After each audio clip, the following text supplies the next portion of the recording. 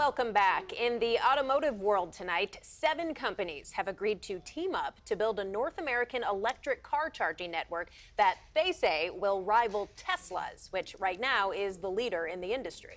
GM, BMW, Honda, Hyundai, Kia, Mercedes, and Stellantis all announced the multi-billion-dollar partnership, saying they will create stations with 30,000 plugs across the U.S. and Canada. The companies did not say exactly how many stations this would amount to, but it is believed to be the project will double the charging points currently available. Joining us tonight is Paul Eisenstein, publisher and editor-in-chief of the DetroitBureau.com. Paul, thanks for joining us today. Good to be with you.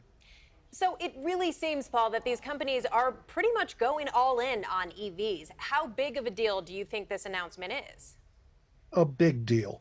We are seeing a lot of pressure on the industry to go all electric here and abroad.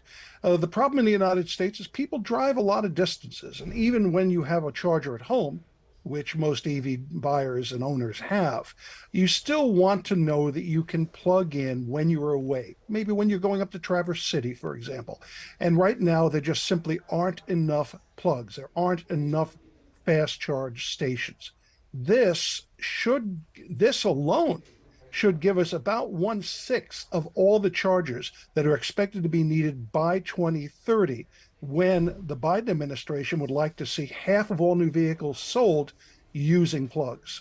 How unusual is it that you see all these companies, a lot of them are rivals? You look at BMW and you look at Mercedes, those two companies are rivals, yet they're all teaming up here to essentially, feels like, go up against Tesla. Well, they're going up against Tesla, but they're also working with Tesla. Several of the manufacturers involved in this consortium, you mentioned them before, Mercedes and GM, Stellantis also considering a partnership with Tesla.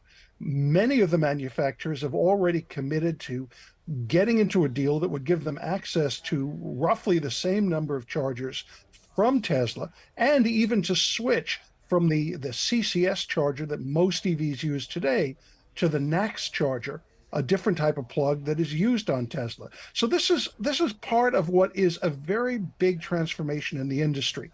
Automakers are going to spend over $100 billion by the end of this decade to go electric. And they know they can't necessarily do it alone as they have in the past. It's going to require more cooperation than ever. So did you say it was just 1/6? I mean, huge. It's huge when you imagine how many extra chargers that would be, but doesn't that still leave a significant dearth? Are we really going to be prepared for that potential reality in a decade or so when most electric cars are supposed to be on the streets? The Biden administration wants about 50% by 2030. Right now, we've been running almost 7% in recent months, 5% last year, up from 1% in 2019. So you can see how fast the growth is happening. We are definitely short of chargers right now. But the reality is, again, most people are going to continue to charge at home overnight. It's cheaper, it's simple.